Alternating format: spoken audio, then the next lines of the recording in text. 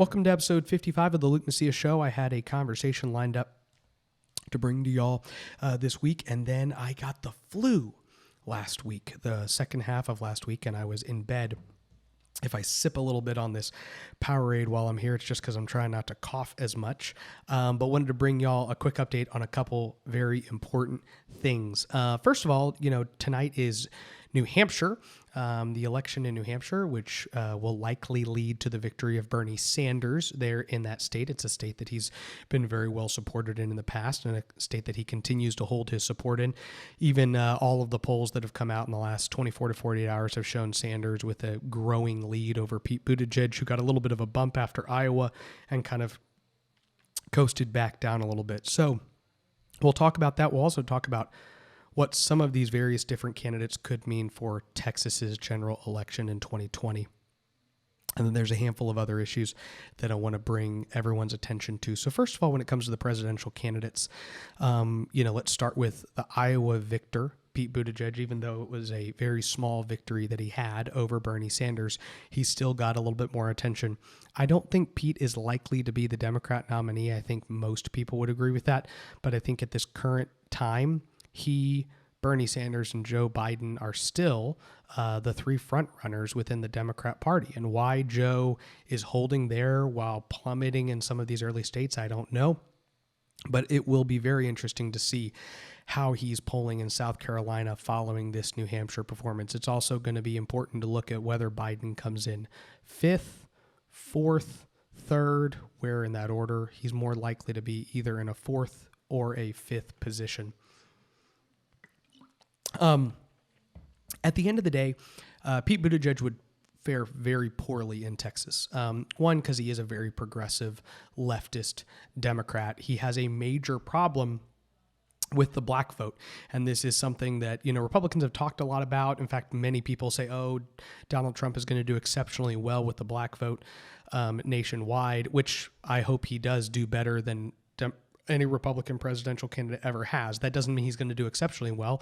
We have such a low bar with that voting demographic that it's not hard to outperform, but Donald Trump has seemed to be making some inroads within the black community. But Pete Buttigieg has a major problem, and his major problem is one, that when he was mayor of Fort Bend, he enacted and pushed some policies that seemed to negatively affect the black community, and he has received a lot of criticism for that and has had a hard time surviving that criticism. He then tried to overcome that and decided to make a page on his website with a whole agenda for Black America. Unfortunately, his team decided to put a stock image up that was a picture of a woman actually from Africa, and that also went over really poorly. It's actually one of my favorite missteps of the Pete Buttigieg campaign, probably my favorite misstep of Pete Buttigieg. He's somebody who doesn't often make mistakes, right? He's very eloquent, stays on message, but that was a pretty big problem that he faced as a result of not doing enough research on the type of photos that you put on your website. But the other issue that you'll definitely not hear any of the media talking about is the fact that Pete Buttigieg lives a homosexual lifestyle. He's married to a man, and that is part of his identity. It's how he identifies himself. And that is a major problem within the black community. Some of y'all remember Proposition 8, which was in 2008 when they elected Barack Obama by a very wide margin. They also voted, a majority of the state voted to define marriage as a man and a woman. And some people blame the Mormons and Catholics for campaigns across the state, but the people they didn't really focus in on was the fact that the black community, the black churches, were turning people out because they still have very traditional views when it comes to the Bible's view of homosexuality, the Bible's view of any sex outside of a heterosexual marriage relationship. And so that is a major issue that Pete has to deal with, and the black community has not been his friend as a result of that. If he were the Democrat nominee for president, that would bode very well for Republicans and conservatives in Texas, because there are a number of very competitive districts, especially in Dallas County and others, where the black vote is a decent chunk within each and every one of these swing House districts or these swing congressional districts. And so that would go a long way. In fact, I think he would be more vulnerable within some of those communities than ever before. And at the end of the day, what we know is that the top of the ticket does determine the down ballot wave that you can ride or can't ride. We saw that with the Ted Cruz and Beto effect, where every single one of these state house districts that we lost and the 2 state Senate districts we lost were won by Beto, and not barely won. They were handily won. And then the Republican candidates for state rep or Congress or state Senate were often outperforming Ted Cruz, sometimes by a wide margin, but not wide enough to overcome the wave that Beto created. And the same thing could happen in 2020. And the question is, how will it happen? The weaker the Democrat nominee, then the bigger the potential Trump wave is in Texas to carry some of these candidates across the finish line and to ensure that some of these state house districts that went blue go back to red. Next, you have Bernie Sanders, who is likely to be the victor in New Hampshire. And what we know about Bernie is that he's an avowed socialist, and he's somebody who's proudly proclaimed those policies. As that becomes, excuse me, if he is to become the Democrat nominee, that will most definitely benefit conservatives and Republicans in Texas, because even though they were open to Beto's message, it's funny because Beto today is a very avowed, progressive, far left individual who wants to literally take people's guns away. But that's not how he campaigned when he was running for U.S. Senate. He didn't say, I want to pass all these socialistic policies. He actually came out and tried to have a much more middle-of-the-road approach and really tried to run on a personality and did so very effectively. And that appealed to a lot of these people in the middle that just wanted something different, wanted something new, wanted the new flavor of the month. But Bernie Sanders has defined himself by these socialistic policies. And that will not bode well for Democrats within many of these different suburban areas, which are the swing districts here in Texas. I don't think there's a real big question mark of whether Trump is going to win Texas. I believe he absolutely is going to win Texas over any of these Democrat nominees that get elected. But I do think that the Democrat nominee that gets elected will determine how weak the Democrat Party will be going into November, and that will help determine how many seats we can potentially take back, which makes it that much easier for us to actually pass a conservative agenda. Now, I want to make sure it's clear. Republicans and Republican leadership in Texas have not made it clear that they actually have a conservative agenda that they do want to pass if we give them more seats in the legislature. It's one of the reasons why there's the Lone Star agenda that's been created by all these grassroots organizations, because it doesn't matter if we elect 5 or 6 or 7 or 8 more state representatives that are Republicans and keep Pete Flores in the state Senate, which is going to be the swing district in Texas, if Republicans don't actually intend to pass an aggressive conservative agenda. And so that's why grassroots Texans have called on them to do so, and do so now when they're asking for all the grassroots to show up and work hard. What that means is that without the leadership at the top doing that, we need to focus in our efforts to elect people who we know are going to champion those conservative issues, regardless of whether Republican leadership is on board or not. So that's the question you should be asking yourself. Is this state representative, is this state senator willing to push these issues whether or not their leadership is on board, whether or not they're given permission to? Or are they simply going to play behind closed doors and try to make deals and stay on the team as much as possible? Anyways, Bernie Sanders and Pete Buttigieg would both be very weak. Then comes to Joe Biden, who still is leading in South Carolina. The question is going to be, how much is he leading afterwards? Tom Steyer's spending a ton of money in that state. There are, of course, a couple other people who could mess that up for him. But at the end of the day, Joe Biden would actually be a stronger candidate. And I know some people might shoot me for saying that, but he'd be a stronger candidate than Bernie Sanders or Pete Buttigieg. I guess it's kind of like being the tallest midget in the room, to be honest. But he would be a stronger candidate. I think this Hunter Biden Ukraine mess has definitely waned on him a bit and would continue to wane on him, because Lindsey Graham, senator from South Carolina, with Ted Cruz, they were talking about this on The Verdict, which if you listen to this podcast, you should also consider listening to The Verdict by Ted Cruz. And if you do, just realize that they do a better job than I do at my podcast. So, please don't leave, but you should listen to them as well.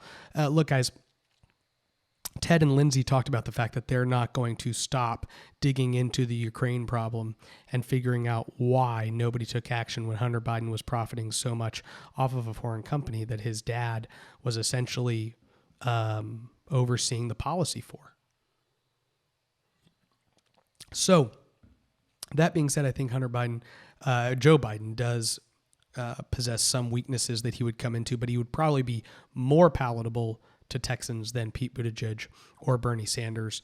You also have, to be honest, after New Hampshire, my hope is that you see people like Warren and Amy Klobuchar actually step down. I have always contended that Amy Klobuchar would be the worst candidate, the most harmful candidate for Texas Republicans. She's somebody who's actually seen as a centrist. She's somebody who's actually successfully won Republican areas. She wins Republican congressional districts consistently in Minnesota because she has a very middle-of-the-road centrist approach. She's harder to paint as a radical. And so therefore, in Texas, she would have more appeal to some of these middle-of-the-road suburban areas which Republicans are trying to make inroads back into and win back. So I don't think Amy Klobuchar, every day I see her not rising in the polls, is a good day for Texas. I think most of the other candidates we should feel very good about when it comes to the environment that creates for us in November. So that's a little overview of what those different candidates would do to the great state of Texas. Just to let y'all know, the county of Ellis County is now a sanctuary county for the unborn. Congratulations to Paul Perry, county commissioner there. Was really glad to see that they actually passed that. They're a larger county too, more the size of my county, Comal County. So it's good to see larger counties, since a lot of the counties who have been passing these policies have been very small West and East Texas counties. I think that's important. I would encourage each and every one of you to continue to reach out to your local county elected officials and urge them to take action and consider passing sanctuary county resolutions for the Second Amendment, sanctuary county resolutions for the unborn, so that we can continue to make it clear that Texas is not going to infringe on people's Second Amendment rights, and that we're going to protect the unborn in every way, at every level, given every opportunity. There are a couple ballot propositions, and I don't know about y'all, but I am a very early voter, and so I try to get in the first couple days of voting, which will start next week. And so I was just going to go through those with y'all real quick. There are 10 Republican Party primary ballot propositions. The important things with these ballot propositions is that they continue to show support for issues that we are then going to go lobby. The grassroots is going to go lobby the legislature to deliver. And because voters vote on them, you can break it down by House district and say, this is how many people in your House district actually hold this position. So the first one on the ballot is going to be that Texas should not restrict or prohibit prayer in public schools. If we have to talk about that, you're weird.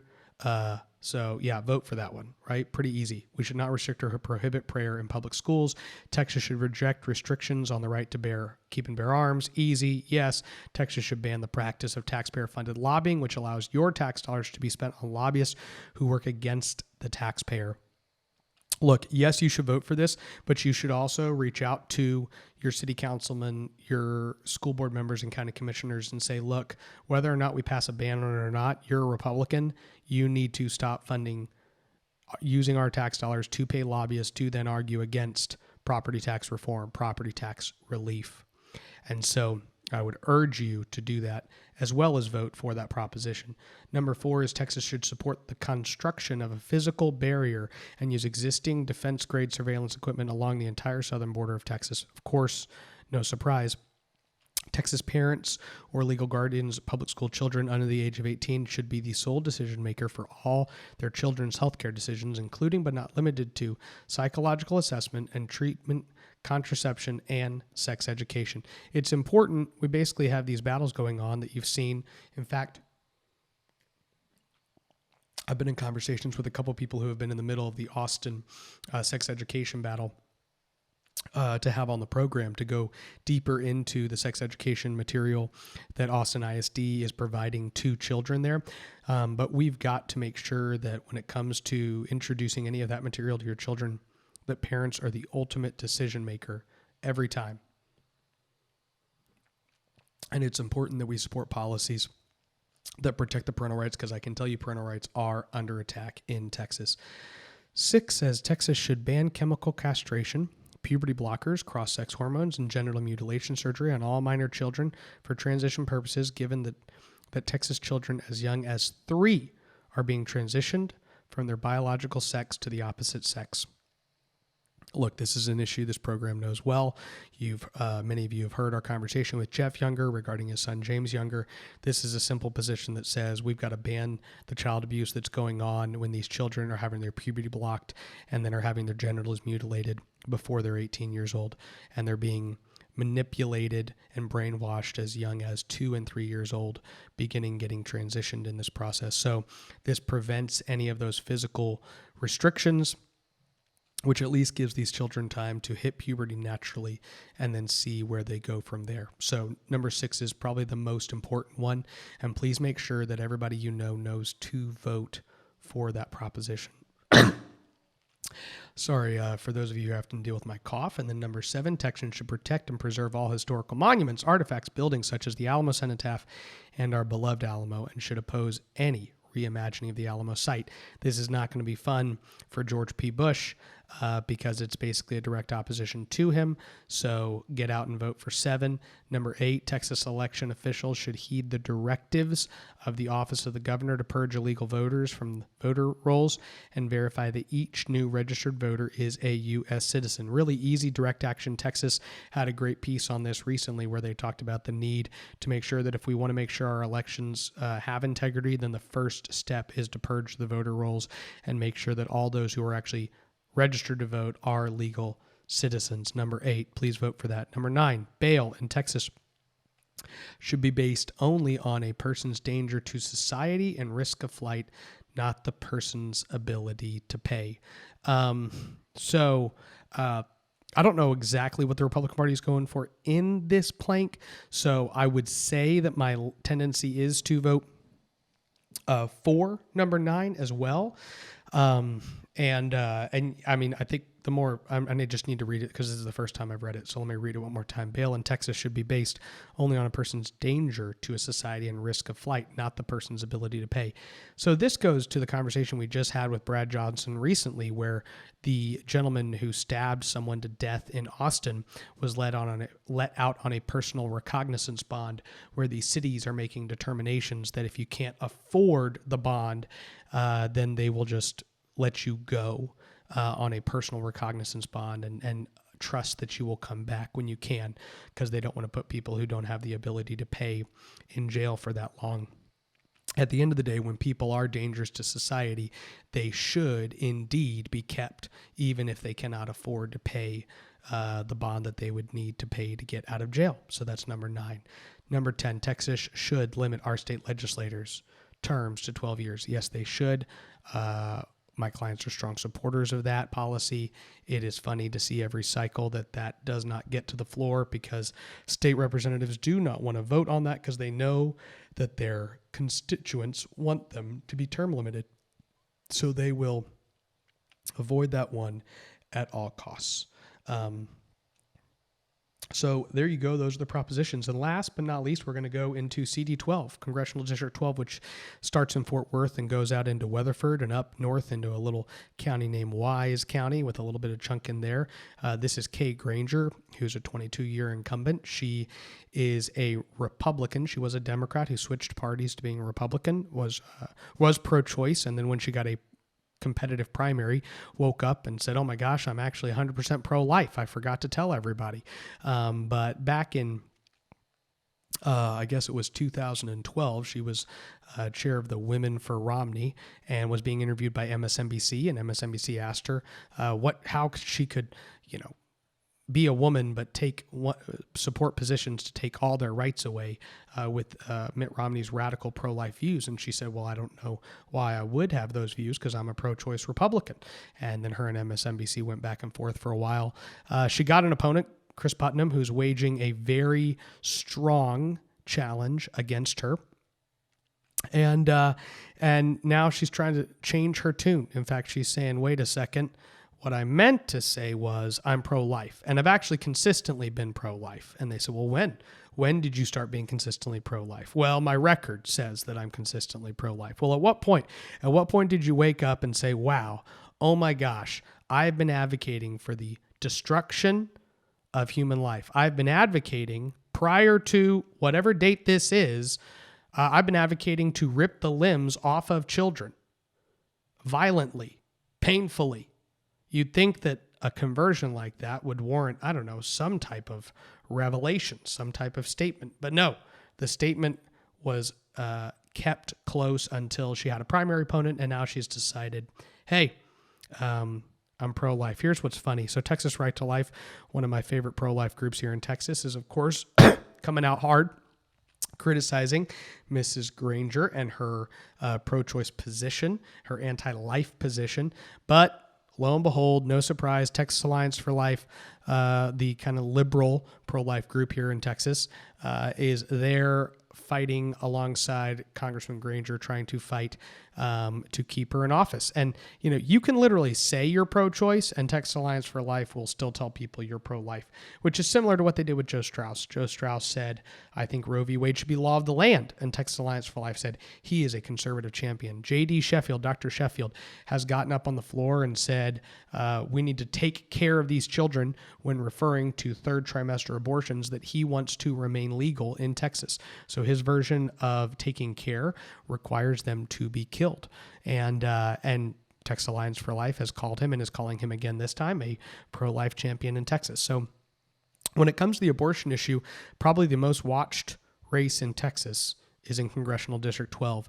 And when it comes to the pure, unadulterated battle for human life, the divide in the pro-life arena between the liberal-leaning Texas Alliance for Life and conservative Texas Right to Life can be no clearer. And that is a race that every single one of you should be watching. If you live in that area, you need to get to that district. You need to block walk.